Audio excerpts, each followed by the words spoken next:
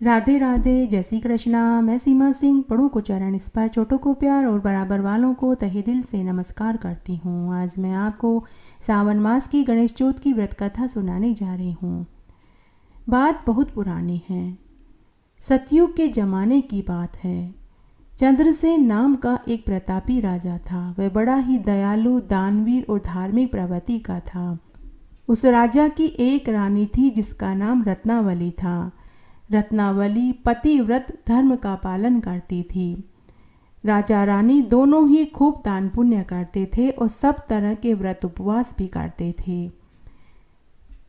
राजा अपनी प्रजा का पालन अपने पुत्र के समान ही करता था। प्रजा के दुख सुख में हमेशा साथ देता था। राजा के राज्य में किसी प्रकार का कोई रोग दोष, कोई प्राकृतिक आपदा भी नहीं थी। राजा अपने स्वजनों, पुत्रों और कुटुंबियों के साथ आनंद पूर्वक रह रहा था। सौभाग्य से उस राजा की रानी बड़ी ही गुणवती और दयालु स्वभाव की थी। दोनों राजा रानी में परस्पर प्रगाढ़ प्रेम था। वे दोनों एक दूसरे का बहुत ध्यान रखते थे। एक समय देव योग से शत्रुओं ने उस राजा के राज्य पर हमला कर दिया और शत्रुओं ने राजा के कोष पर अधिकार कर लिया, साथ ही सेना पर भी अधिकार कर लिया। राजा का साथ अपने भाई बंधुओं से छूट गया। राजा रानी को जान बचाकर जंगल की ओर भागना पड़ा। राजा रानी एक ही वस्त्र में महल से निकल पड़े और जंगल में जाकर शरण ले ली। कई दिनों तक राजा रानी जंगल में इधर उधर भूख प्यास से भटकते रहे। जब दोनों राजा रानी जंगल में भटक रहे थे तो रानी रत्नावली के पैर में कांटा चुभ गया। राजा ने जब देखा तो राजा को भी बड़ा दुख हुआ। उस भयंकर वन में तरह तरह के जंगली जानवर, शेर, बाघ, बगुला, कोयल और सारस थे।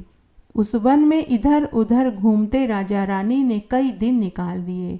भूख और प्यास से दोनों राजा रानी एक वन से दूसरे वन में भटक रहे थे। तब एक दिन राजा ने एक वन में मार्कंडेय ऋषि का आश्रम देखा। दोनों राजा रानी धीरे धीरे चलकर मार्कंडेय ऋषि के आश्रम में पहुँचे।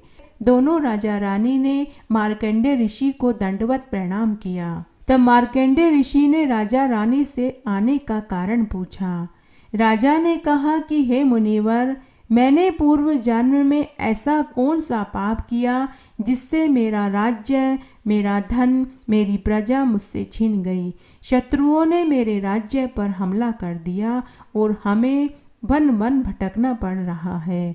तब मार्कंडेय ऋषि ने राजा रानी को बैठने के लिए आसन दिया और उन्हें खाने के लिए कंदमूल, फल और पीने के लिए शीतल जल दिया।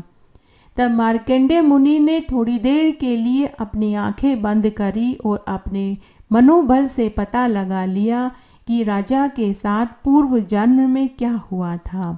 तब मार्कंडेय मुनि ने राजा से कहा कि हे राजन, अब मैं आपको आपके पूर्व जन्म का सारा वृतांत सुनाता हूँ, आप ध्यान से सुनो। हे राजन, पूर्व जन्म में आप शिकार खेलने के लिए एक दिन वन में गए, जहां आपने हिरण, चीते और खरगोश का शिकार किया। शिकार करते करते आप बहुत दूर तक निकल गए और आप रास्ता भटक गए। तब आपको भूख और प्यास सताने लगी तो आप उस वन में एक सरोवर के किनारे जल पीने के लिए गए तो वहां आपने देखा स्वर्ग लोक की कुछ अप्सराएं वहां पूजा कर रही थी। यह देखकर आपको बड़ा आश्चर्य हुआ। आप उनके पास गए और आपने उनसे पूछा कि हे देवियों, आप किसकी पूजा कर रहे हो? कौन से देवता की पूजा कर रहे हो? इस पूजन को करने से क्या फल मिलता है? तब अप्सराओं ने आपसे कहा कि हे राजन, हम गणेश जी का पूजन कर रहे हैं। इससे समस्त सिद्धियां प्राप्त होती है। धन चाहने वाले को धन, संतान चाहने वाले को संतान, विद्या चाहने वाले को विद्या मिलती है, कोड़ी को कंचन जैसी काया प्राप्त होती है। तब हे राजन, आपने उन अप्सराओं से पूछा कि यह गणेश जी की पूजा किस महीने में किस तिथि को करनी चाहिए और इसमें किस चीज़ का दान करना चाहिए और पूजन की क्या विधि है, आप मुझे बताइए। तब उन अप्सराओं ने आपसे कहा, हे राजन, ये सावन मास की कृष्ण पक्ष की चतुर्थी को पूजन किया जाता है और व्रत किया जाता है, और रात्रि में चंद्रमा को अर्घ्य देकर एक समय भोजन किया जाता है और अपनी सामर्थ्य के अनुसार दान किया जाता है। उस दिन गणेश जी को पंचामृत से स्नान कराया जाता है, लाल पुष्प चढ़ाए जाते हैं, गंध, धूप, दीप, नैवेद्य, दूब, 2 वस्त्र, सुगंधित द्रव्य चढ़ाते हैं। इसमें 10 बेसन के लड्डू गणेश जी को चढ़ाते हैं। इसमें से 5 लड्डू गणेश जी और चौथ माता को चढ़ाते हैं, 2 लड्डू ब्राह्मण को दान में देते हैं, 2 लड्डू कुंवारी कन्याओं को देते हैं और 1 लड्डू स्वयं भोजन करते समय प्रसाद के रूप में खुद खाते हैं। और गणेश जी की प्रसन्नता के लिए ब्राह्मण को अन्न, वस्त्र और रुपया दान में देते हैं। उसके बाद गणेश जी की कहानी सुनते हैं। ऐसा करने से मनुष्य की सभी मनोकामनाएं पूरी होती हैं।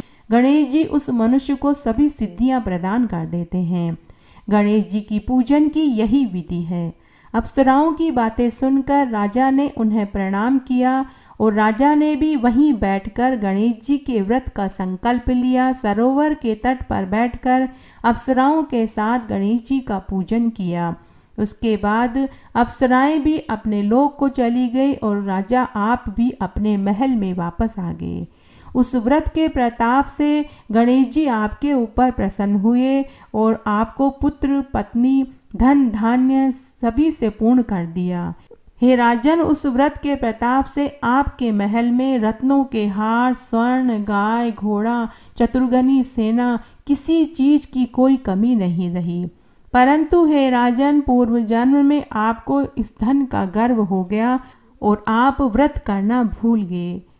उसके बाद आप मृत्यु को प्राप्त हो गए। हे राजन, उस जन्म में जो आपने गणेश जी का व्रत और पूजन किया था, उसके प्रताप से आपका जन्म में राजवंश में जन्म हुआ और आपको सहृदय व्यक्तियों की मित्रता हुई, सुंदर नारी का साथ मिला, सुंदर शरीर आपको प्राप्त हुआ। पूर्व जन्म में धन के अभिमान में आकर आपने गणेश जी का व्रत करना छोड़ दिया था, जिसके कारण आपकी यह दुर्गति इस जन्म में हुई है।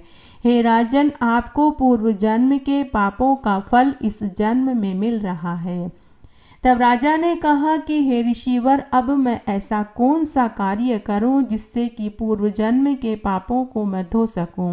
राजा ने पूछा कि हे मुनिवर, अब मैं कौन सा काम करूं जिससे वर्तमान संकट से मुक्ति हो। आप मुझे कोई उपाय बताइए जिससे मैं अपने विघ्नों और कलेशों को नाश कर सकूं और मुझे शांति मिल सके। मार्कंडेय मुनि बोले कि हे राजन, आपको गणेश जी की पूजा करनी चाहिए। संकट नाशन गणेश चतुर्थी का व्रत करना चाहिए। इससे गणेश भगवान प्रसन्न होंगे और आपको पुनः राज्य वैभव प्राप्त होगा। इसलिए संपूर्ण कष्टों के निवारण के लिए आपको सावन मास के गणेश चौथ का व्रत करना चाहिए, पूजन करना चाहिए। मार्कंडेय मुनि की सारी बात सुनने के बाद राजा रानी ने उन्हें प्रणाम किया और वापस वन में चले आए। वन में आकर राजा रानी ने सरोवर के किनारे बैठकर सावन मास की गणेश चौथ का व्रत और पूजन किया। उस व्रत के प्रताप से राजा के शत्रुओं का नाश हुआ और राजा रानी ने अपना खोया हुआ राज्य पुनः प्राप्त किया। गणेश जी की पूजा करने से सभी वस्तुएं उन्हें सुलभ हो गई और वे इस जीवन के समस्त सुखों को भोग कर मरने के बाद स्वर्ग के अधिकारी हुए। इस तरह आज मैंने आपको सावन मास की गणेश चौथ की व्रत कथा सुनाई। आशा करती हूँ यह आपको जरूर पसंद आएगी। मेरे साथ बने रहने के लिए आपका धन्यवाद। आगे की कथा कहानी के लिए भी आप इसी तरह मेरे साथ बने रहें। धन्यवाद।